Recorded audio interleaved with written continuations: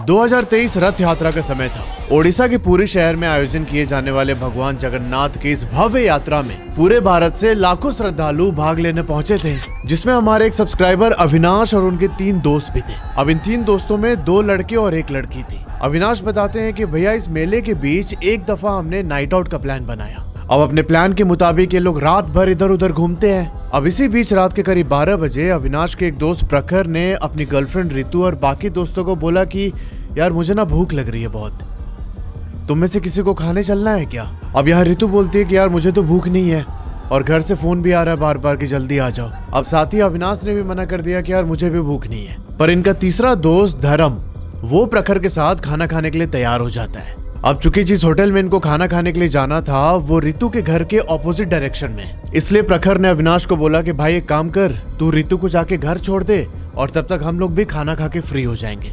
और यहाँ ये दोनों दो के ग्रुप में अलग अलग डायरेक्शन में जाने लगते हैं। और भाई इनका ये डिसीजन एक ऐसे खौफनाक मंजर को जन्म देने वाला था जिसके बारे में ना हम सोच भी नहीं सकते। इस बेहद ही डरावनी आप बीती को मेरे साथ खुद अविनाश ने शेयर किया है, जिनके ईमेल का स्क्रीनशॉट अभी आप वीडियो में देख सकते हैं। अविनाश बताते हैं कि भैया रथ यात्रा के टाइम यहाँ पर बहुत ज्यादा भीड़ हो रखी थी, लाखों की संख्या में श्रद्धालु पहुंचे थे और जो जगन्नाथ जी की रथ यात्रा थी वो जगन्नाथ मंदिर से होके राधा मोहन मंदिर तक जाती है। अब यहाँ जो अविनाश और उनके दोस्त हैं ये लोग पूरी के ही लोकल लोग हैं और यहाँ ओडिशा में रथ यात्रा में पार्टिसिपेट करने के लिए घर वाले भी रोक टोक नहीं करते। तो इनको एक और मौका मिल गया था कि यार इसी बहाने हम लोग अपना आसपास घूमेंगे फिरेंगे मस्ती करेंगे। और इसी बीच ये लोग प्लान बनाते हैं कि भाई आज ना नाइट आउट किया जाए, मजा आएगा बहुत। अब यहाँ अविनाश लिखते हैं कि भैया मैं जो आपको आगे बताने जा रहा हूँ इस बात को 2 साल होने को आ रहा है, मैंने इसे अभी तक छुपा के रखा था एंड इवन कि मेरे बेस्ट फ्रेंड के पेरेंट्स को भी ये बात मैंने नहीं बताई थी। तो भाई एक चीज मैं क्लियर करना चाहता हूँ कि ये केस बहुत सेंसिटिव है और मरून फाइल्स चैनल बस एक मीडियम है जिसके थ्रू मैं अपने सब्सक्राइबर्स की स्टोरी आप तक पहुंचाता हूँ। किसी के इमोशन या भावनाओं को ठेस पहुंचाने का बिल्कुल भी मेरा उद्देश्य नहीं है, इसलिए अविनाश का छोड़ के बाकी सारे लोगों का नाम मैंने चेंज कर दिया है। तो प्लीज इस मैटर की सेंसिटिविटी को देखते हुए थोड़ा सा आप लोग कॉशन बरतिएगा और इसे एकदम ओपन माइंड के साथ सुनिएगा। अब जैसे मैंने आपको बताया था कि प्रखर, अविनाश, प्रखर की गर्लफ्रेंड रितु और धर्म ये चारों बहुत क्लोज फ्रेंड है और अपने प्लान के मुताबिक एक रात जब 12 बजे के आसपास ये लोग उधर घूम रहे थे तब प्रखर बोलता है कि भाई मुझे भूख लग रही है, तुम में से कोई चलेगा मेरे साथ। अब जैसे मैंने आपको बताया था कि धर्म को छोड़ के बाकी सब ने मना कर दिया प्रखर के साथ जाने के लिए। प्रखर बोलता है अविनाश से कि काम कर तू ना रितु को उसके घर छोड़ के आ जा, क्योंकि उसके घर से बार बार कॉल आ रहा था। अविनाश बोलता है ठीक है। पर यहाँ जाने से पहले धर्म ने अविनाश को एक बात बोली कि भाई जब तू छोड़ के आएगा ना रितु को तो हम तीनों एक बाबू शाही करके जगह है वहां पर मिलेंगे और वहीं से एक साथ घर के लिए निकल जाएंगे हम लोग। अविनाश ने बोला कि ठीक है। अब ये डिस्कशन होने के बाद ये चारों 2 अलग अलग डायरेक्शन में चले जाते हैं। अभी अविनाश बताते हैं कि जो ये बाबूशाही जगह है ना, यहाँ पर एक बरगद का पेड़ है और उस बरगद के पास में ही एक लड़का रहता है विश्वा नाम का। वो थोड़ा सा मेंटली इल है और वहां से क्रॉस करने वाले लोगों को अनाप शनाप बकते रहता है और उसी बरगद के पास इलीगल तरीके से ड्रग्स भी बेचने का काम होता है। मुझे नहीं पता ये कितना सच है, पर जैसा मुझे अविनाश ने बताया वही मैं आपको प्रेजेंट कर रहा हूँ। तो अभी अविनाश रितु को छोड़ के वापस जब बाबूशाही के उस बरगद के पेड़ के पास आ रहा था जहाँ इसके 2 दोस्त धर्म और प्रखर इंतजार कर रहे थे, तब अविनाश बताते हैं कि भैया रास्ते में ना एक बेलगड़िया पैलेस करके जगह पड़ता है। वो थोड़ा सा जंगल वाला एरिया है और उधर ही मुसलमानों का एक कब्रिस्तान भी है। अब रात को अविनाश धीरे धीरे अपनी मोटरसाइकिल लेके बेलगड़िया पैलेस के पास पहुंचता है, वहां से आगे बढ़ा जंगल वाले रूट पे। और तभी अविनाश बताते हैं कि भैया जब मैं वो जंगल क्रॉस कर रहा था ना तब मुझे अंदर थोड़ी सी कुछ हलचल सुनाई दी। अब रात के करीब 1:15 बज रहे थे। उस हलचल से अविनाश को थोड़ा सा डर तो लगा, पर फिर इसने अपने दिमाग को समझाया कि यार जंगल का एरिया है, हो सकता है कोई जानवर हो, छोड़ो उधर ध्यान नहीं देते हैं। और ये अपनी मोटरसाइकिल चलाने लगता है। पर यहाँ भी दिक्कत ये हो रही थी कि जो वो हलचल थी जंगल के अंदर ना वो लगातार तेज होते जा रही है। अविनाश चाह कर भी अपना ध्यान उससे हटा नहीं पा रहा था और इसी बीच थोड़ा सा आगे चलने के बाद जहां इनके दोस्त खड़े थे बरगद के पेड़ के नीचे, उसे 2 किलोमीटर पहले इनकी मोटरसाइकिल बंद हो जाती है। अविनाश बताते हैं कि उस रोड पर मैं एकदम अकेला अपनी बंद मोटरसाइकिल के साथ खड़ा हूं। आसपास का एटमॉस्फेयर भी एकदम ठंडा हो चुका था। अविनाश को इस समय बहुत ज्यादा डर लग रहा है। ये बताते हैं कि भैया उस टाइम पर मेरे दिमाग में कुछ भी घुस नहीं रहा था। मैं बस ये सोच रहा था कि मेरे दोस्त मेरा इंतजार कर रहे हैं और मुझे सबसे पहले अपनी मोटरसाइकिल ठीक करके कैसे भी उनके पास पहुंचना है, क्योंकि इसे बहुत अच्छे से पता था कि उस बरगद के पास का एटमॉस्फेयर बिल्कुल भी सही नहीं है। अब एक चीज समझना कि अविनाश ब्राह्मण फैमिली से बिलोंग करते हैं और इनका परिवार रेगुलर बेसिस पे चंडी पाठ करता है, तो इनको भी कुछ कुछ मंत्र पता था। तो ये अपनी कुल देवी और चंडी माता का नाम लेके मंत्र जपने लगते हैं। अभी ऐसे नाम जप करते हुए अविनाश अपनी मोटरसाइकिल को ड्रैग करके उस रास्ते से आगे बढ़ रहे थे। ये कितना भी ट्राई कर रहे हैं, इनका मोटरसाइकिल स्टार्ट ही नहीं हो रहा है। यहाँ अविनाश सोचता है कि यार ऐसे तो बहुत लेट हो जाएगा, मैं प्रखर को एक बार फोन करके बोल देता हूँ। और इसने जैसे ही मोबाइल निकाला प्रखर को कॉल करने के लिए, उधर से इसके फोन पर धर्म का कॉल आ जाता है। उधर से धर्म बोलता है कि भाई अभी ना मुझे कुछ काम आ गया है, मेरे घर वाले अर्जेंटली बुला रहे हैं, तो मैं ना घर के लिए निकल गया हूँ।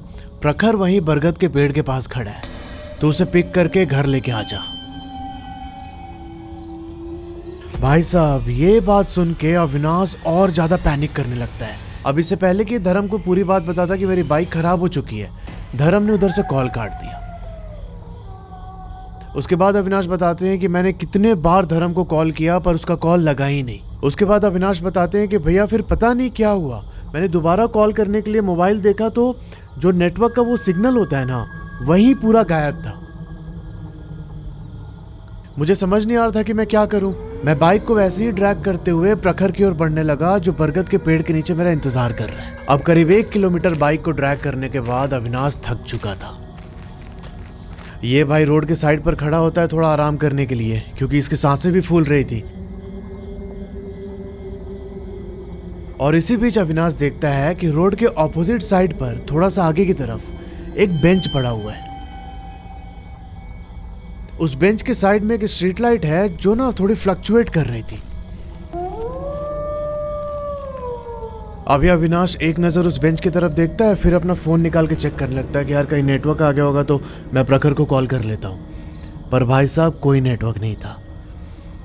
इसकी नजर दोबारा उस बेंच पर पड़ती है और ये देखता है ना कि एक सफेद साड़ी पहनी हुई लड़की वहीं बेंच पर बैठी हुई है चुपचाप। और 2-3 सेकंड के बाद ही वो बेंच से उठती है और उठ के उसी डायरेक्शन में जाने लगती है जिधर बरगद का पेड़ था। अब ये सब देख के अविनाश बहुत घबरा गया था। ये अपनी बाइक को वहां से ड्रैग करते हुए प्रखर की तरफ बढ़ने लगा, क्योंकि इसके दिमाग में यही था कि प्रखर को भाई इस हालत में मैं नहीं छोड़ सकता वहां अकेले, वरना इसके पास एक ऑप्शन ये भी था कि भाई वहां से डायरेक्ट बाइक वाइक छोड़ के सीधा अपने घर की तरफ भाग जाओ अपोजिट डायरेक्शन में। पर यहाँ अविनाश दोस्ती निभाते हुए अपनी बाइक लेके प्रखर की ओर जाने लगा। फिर ना एक अजीब सी चीज होती है। ये जैसे उस बेंच के पास पहुंचा ना, इसकी नजर उस बेंच के शैडो पे पड़ती है जो कि लाइट के कारण फॉर्म हो रही थी। पर फिर इसने खुद को नोटिस किया कि भाई इसकी मोटरसाइकिल और इसकी खुद की तो परछाई बनी नहीं रही है वहां पे। ये कैसे पॉसिबल है? अभी जो व्हाइट साड़ी में लड़की थी वो इससे कोई 100 मीटर की दूरी पर चले जा रही है सीधे सीधे। इसने अपनी बाइक की मूवमेंट की 1-2 बार, थोड़ा सा दूर जाके खड़ा हुआ, बेंच के पास जाके भी खड़ा हुआ, पर भाई उस पोजीशन में बेंच की शैडो बन रही थी, पर इसकी या इसके मोटरसाइकिल की नहीं। अब जैसे ही अविनाश को ये चीज हिट हुई, भाई वो अपनी बाइक वहीं पर छोड़ता है और सीधा पैदल भागने लगता है बरगद के पेड़ की तरफ। अब उस पेड़ के पास पहुंचने से पहले ही इसको बिश्वा मिलता है। मैंने बताया था ना कि बिश्वा थोड़ा सा मेंटली डिस्टर्ब है और वहां से क्रॉस करने वाले लोगों को अनाप शनाप बोलता है। तो उसने अविनाश को रोका कि भाई इतनी रात को उधर कहाँ जा रहे हो। अविनाश बोलता है कि मेरा दोस्त खड़ा है, उसको लेने जा रहे हम। फिर बिश्वा बोलता है कि सुनो इस समय मत जाओ, उधर जाना ठीक नहीं रहेगा। एक काम करो, कुछ अगर नहीं समझ में आ रहा है तो मंदिर में रुक जाओ, पर उधर की तरफ मत जाओ अभी तुम। अब यहाँ अविनाश को लगा कि साला ये नशेड़ी अभी भी नशे में ही है और ऐसे ही अनाप शनाप बोल रहा है। अभी विश्वा की बात को इग्नोर करके अविनाश जब उस बरगद के पेड़ के पास पहुंचा ना, तो भाई इसने थोड़ी दूर से ही देखा कि प्रखर उस बरगद के पेड़ के साइड में ऐसे सर नीचे करके खड़ा है। इसके अंदर थोड़ी ये फीलिंग आई कि यार चलो मेरा दोस्त अभी सेफ है, मतलब कोई दिक्कत नहीं है। पर इसे थोड़ा थोड़ा डर भी लग रहा था। जब ये इसकी तरफ भाग के आ रहा था तो रास्ते में कहीं भी उसे वो औरत दिखाई नहीं दी। ये खुद को संभालते हुए प्रखर के पास पहुंचता है और ऐसे ही बोलते हुए उसकी तरफ बढ़ रहा था कि ओए प्रखर, चल भाई घर चलते हैं, मेरी बाइक उधर ही रास्ते में खराब हो गई इसलिए मैं टाइम पे नहीं आ पाया। और ये जैसे ही प्रखर को जाके ऐसे हिलाता है, प्रखर ने अपना सर ऊपर किया और भाई ये देखता है कि प्रखर की आंखें थोड़ी थोड़ी लाल हो रखी है, पर इतनी भी ज्यादा लाल नहीं थी कि अविनाश को कुछ डर लगे या फिर कोई शक करे। यहाँ प्रखर बोलता है कि नहीं, हम दूसरे रास्ते से जाएंगे और जो तेरी बाइक है तू कल आके ले जाना। अविनाश बताते हैं कि यहाँ पर प्रखर की जो टोन है ना, वो थोड़ी सॉफ्ट हो रखी थी, मतलब थोड़ी फीमेल टाइप की टोन आ रही थी उसकी आवाज से। अब ऑलरेडी सिचुएशन इतना ज्यादा टेंस था कि अविनाश ने इस चीज को इग्नोर कर दिया। तो ये प्रखर से बोलता है कि भाई ठीक है, तू जिस रास्ते से बोल रहा है उसी रास्ते से चलते हैं। प्रखर ने उसे बोला कि एक इधर से आगे से शॉर्टकट रास्ता है, उधर ही से चल। अविनाश यहाँ आगे आगे चल रहा है और प्रखर उसके पीछे था। पर अविनाश बताते हैं कि थोड़े टाइम के बाद ही मैंने नोटिस किया कि प्रखर घर से दूर एक मधुबन वाला रास्ता है, उधर से लेके जा रहा है और ये तो लंबा रूट है। पर मैंने प्रखर को कुछ बोला नहीं, क्योंकि मैं नहीं चाहता था कि उस टाइम पर सिचुएशन खराब हो और प्रखर मुझसे गुस्सा हो के अकेले जाने लगे। तो मैं चुपचाप आगे आगे चल रहा था और थोड़े टाइम के बाद ही मैंने नोटिस किया कि भाई प्रखर के ना चलने की आवाज नहीं आ रही है। जैसे पैर का मूवमेंट होता है रोड पे तो थोड़ी बहुत आवाज आती है ना, बट प्रखर के केस में एकदम साइलेंट था। और अविनाश ने यह भी नोटिस किया कि भाई प्रखर कुछ बोल भी नहीं रहा है। इसने एक दो बार प्रखर से पूछा कि भाई तुम लोगों ने क्या खाया, मुझे भी अब भूख लग गई है, पर प्रखर का कोई जवाब नहीं था। अब यहाँ अविनाश को थोड़ी इरिटेशन हो रही थी। उसने बोला कि भाई क्या हो गया तुझे, तो कुछ बोल क्यों नहीं रहा है। तब पीछे से प्रखर एक अलग ही आवाज में बोलता है कि ये तुम्हारा दोस्त नहीं है। और ऐसा बोल के एकदम जोर जोर से हंसने लगा। अब यहाँ अचानक अविनाश के शरीर में एकदम से सिहरन दौड़ गई। अब यहाँ इसने खुद को थोड़ा सा कंट्रोल किया। अब इसे लग तो रहा था कि भाई कुछ गड़बड़ है, पर ये ना ऐसे प्रिटेंड कर रहा था जैसे सब कुछ एकदम नॉर्मल हो। और ये प्रखर को ऐसे गाली देते हुए बोलता है कि डैश डैश डैश, क्या तमाशा कर रहा है, चल चुपचाप।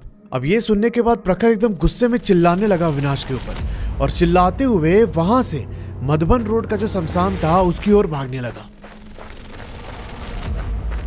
अविनाश बताते हैं कि मैं भी प्रखर के पीछे भागा, पर मैंने थोड़ा डिस्टेंस मेंटेन कर रहा था क्योंकि मुझे समझ में आ गया था कि कुछ गड़बड़ है और मुझे डर भी लग रहा था बहुत ज्यादा। पर यहाँ अविनाश कोशिश कर रहे थे कि प्रखर इनके नजर से दूर ना हो। ये एक डिस्टेंस मेंटेन करके उसको फॉलो करते हुए जा रहा था पीछे पीछे। और कुछ ही टाइम के बाद अविनाश एकदम फ्रीज होके खड़ा हो जाता है, क्योंकि सामने प्रखर भी रुक चुका था और ये वहां खड़े होके उसी सफेद साड़ी वाली औरत से बात कर रहा है। अब अविनाश ने सोचा कि भाई यहां से मुझे भाग जाना चाहिए, क्योंकि सीन बहुत ज्यादा खराब हो रहा है और मैं ज्यादा पड़ा इस चीज में ना, तो ये दोनों मेरे साथ कुछ भी कर सकते हैं। और करीब 1-2 मिनट भागने के बाद इसकी सांस फूलने लगी और ये वहीं रोड पर खड़ा हो गया। और इसने देखा कि भाई इसके ठीक सामने प्रखर खड़ा है। प्रखर यहाँ अविनाश की तरफ देखते हुए एकदम रोने जैसे शकल बना के बोलता है कि भाई मुझे बचा ले, भाई कुछ भी कर, मुझे बचा ले। और ये बोलने के बाद तुरंत उसके अंदर से एक लड़की की आवाज आती है कि अब तुझे कोई नहीं बचा सकता, मैं तुझे अपने साथ लेकर ही जाऊंगी। अब इस टाइम पर अविनाश को एक डिसीजन लेना था। जिस रोड पर ये खड़ा है उसके साइड से ना एक गली जा रही थी। अब भाई इसने सोचा कि पीछे तो मैं जा नहीं सकता, आगे मेरे प्रखर खड़ा है, तो ये सीधा उस गली में घुस जाता है। अविनाश बताते हैं कि मैं अगले 15-20 मिनट तक पूरी ताकत से उस गली में भागता रहा, पर वो गली खत्म होने का नाम ही नहीं ले रही है। अभी एकदम पागल सा होने लगा कि यार ये गली कंप्लीट क्यों नहीं कर पा रहा हूं मैं। और उसी पैनिक सिचुएशन में इसने फोन निकाला धर्म को कॉल लगाने के लिए, पर अभी भी मोबाइल में कोई नेटवर्क नहीं। अब इस टाइम तक प्रखर भी उसको दिखना बंद हो चुका था। अविनाश यहाँ थक हार के भगवान का नाम लेते हुए फिर से उस गली के दूसरे एंड पर भागने की कोशिश करता है। अविनाश बताते हैं कि भागते भागते मैं सीधा उस शमशान वाले के स्पॉट पर पहुंच जाता हूं। इसने फोन में देखा तो 3 बज रहे थे और अविनाश ने दिमाग में एकदम अपना माइंड मेकअप कर लिया था कि ये मेरी आखिरी रात है, मैं अपने दोस्तों और मेरी फैमिली से दोबारा कभी नहीं मिल पाऊंगा। और इसी बीच अविनाश को अपने साइड से कुछ चबाने की आवाज सुनाई दी। एकदम झटके में मुड़ता है और इसने पाया कि भाई इससे थोड़ी दूर पर ही ना प्रखर बैठा हुआ है। वो एक लाश को बाहर निकाल के उसे चबा चबा के खाया जा रहा था। अब यहां अविनाश ने बताया कि मैं ना चिल्ला के प्रखर को ऐसे बोलना चाह रहा था, पर तभी मेरे गले और मेरे नाक से ब्लीडिंग होने लगती है। अब अविनाश यहाँ चुपचाप आंख बंद करके अपने कुल देवता को याद करते हैं और इनके कुल देवता थे शंकर भगवान। वो मनी मन महामृत्युंजय मंत्र का जाप करने लगे और जाप करते हुए इन्होंने पूरी सांस भरी। सांस भरने के बाद जो पीछे गली से अब ये निकल के आए थे ना, उसी गली की ओर भागने लगते हैं। और अविनाश बताते हैं कि इस बार मुझे गली का एंड दिखाई दे रहा था। अभी एकदम तेजी से भागते हुए उस गली के एंड पर पहुंचते हैं और एंड पर पहुंचते एक सीधी रोड थी। और जैसे ही उस रोड पर पहुंचे भाई सामने से गाड़ी ने आके इनको टक्कर मार दी।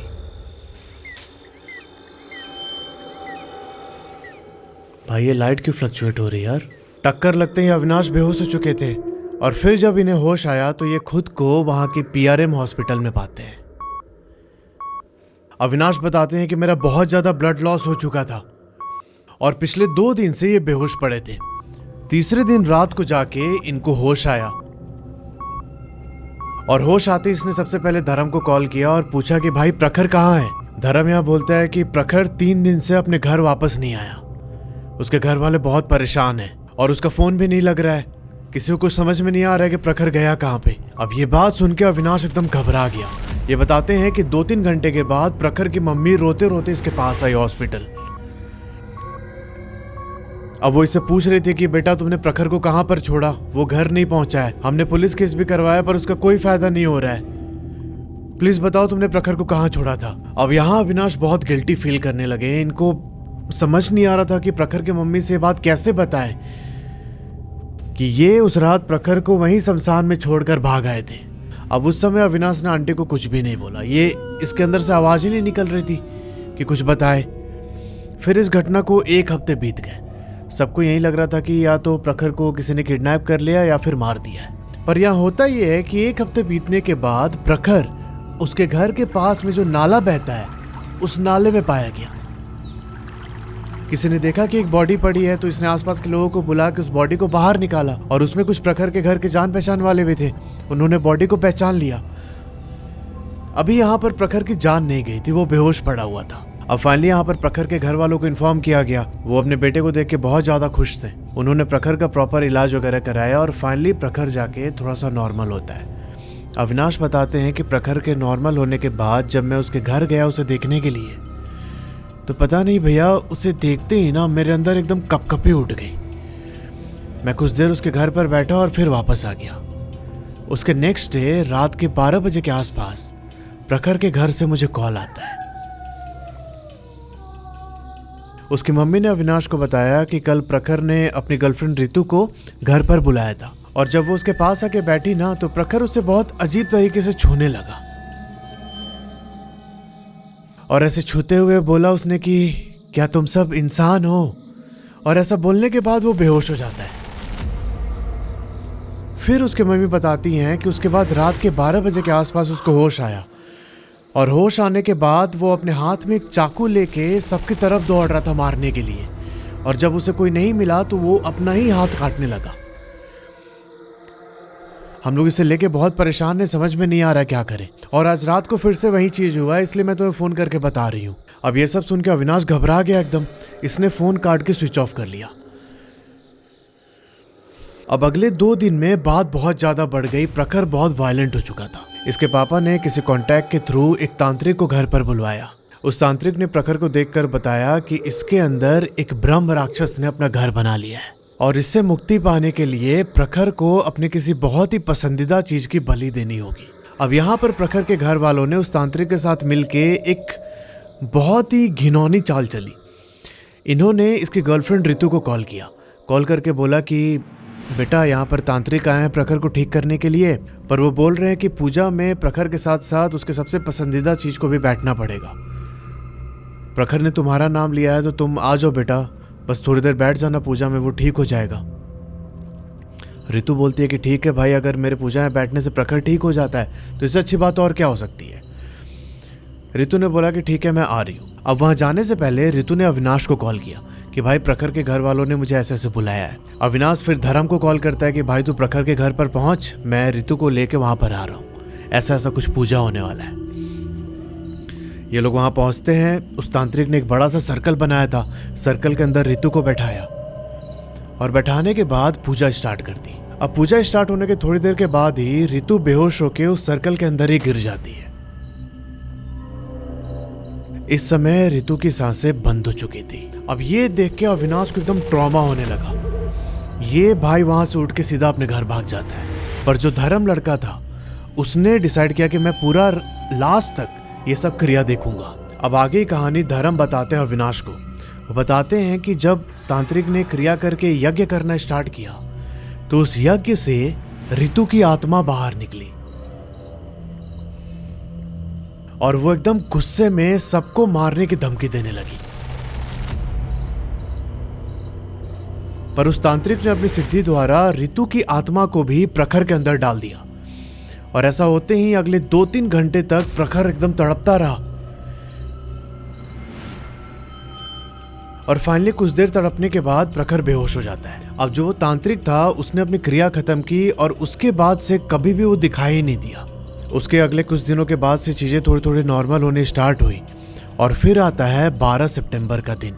उस दिन जब प्रखर सो के उठा तो उसकी ना तबीयत थोड़ी थोड़ी डाउन हो रही थी। अब शाम के टाइम इसने धर्म और अविनाश को कॉन्फ्रेंस कॉल पे लिया। ये कॉल करके इनसे बोलता है कि भाई सुनना, रिया और वो ब्रह्म राक्षस जो है ना वो सबको मार देंगे, ये किसी को नहीं छोड़ने वाले।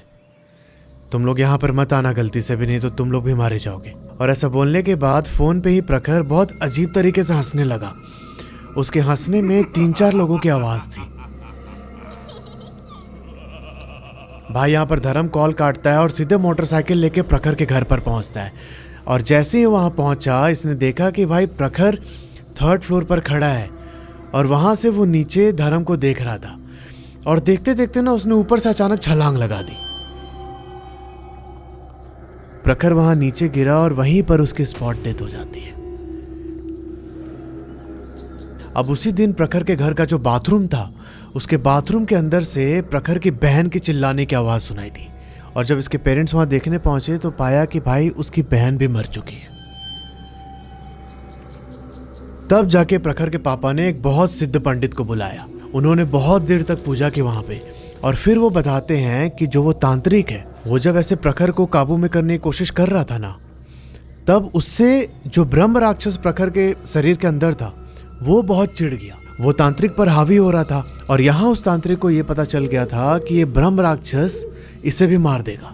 तब उस तांत्रिक ने ब्रह्म राक्षस से एक सौदा किया। ब्रह्म राक्षस बोलता है कि अगर तू मुझे खून ला के देगा तो मैं तेरी जान बख्श दूंगा। और इसी चक्कर में तांत्रिक ने रिया को बुला के उसकी बलि दी। अब ये सब डिस्क्लोज होने के बाद उस बाबा ने उसी शमशान घाट में जाकर अगले 15 दिनों तक यज्ञ किया। इस बीच बहुत सारे पैरानॉर्मल इंसिडेंट हुए। बहुत लोगों की चीखने चिल्लाने की आवाज सुनाई दी। सब मरे हुए लोग वहां पर चलते फिरते दिखाई देने लगे। इस बीच बाबा को अपना यज्ञ 15-16 दिन और एक्सटेंड करना पड़ा। पूरे 1 महीने तक उधर यज्ञ चलता रहा और उसके बाद फिर बाबा ने यज्ञ समापन किया। उन्होंने प्रखर की फैमिली को बोला कि अब आपके ऊपर ऐसा कोई खतरा नहीं है, उस लड़की की आत्मा और वो ब्रह्म राक्षस आपके परिवार का अब कुछ नहीं बिगाड़ेगा। पर यहाँ तो अब नुकसान हो चुका था। प्रखर के पेरेंट्स ने अपने 2 बच्चे खो दिए और अविनाश ने अपने 2 बहुत करीबी दोस्त।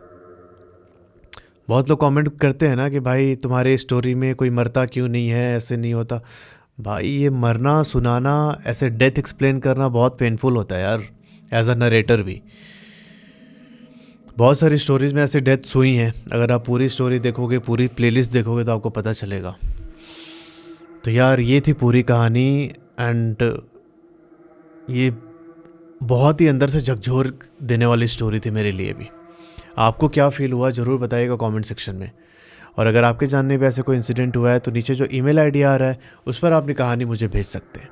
मिलते हैं आपसे अगले वीडियो में, तब तक के लिए ध्यान रखो और हर हर महादेव।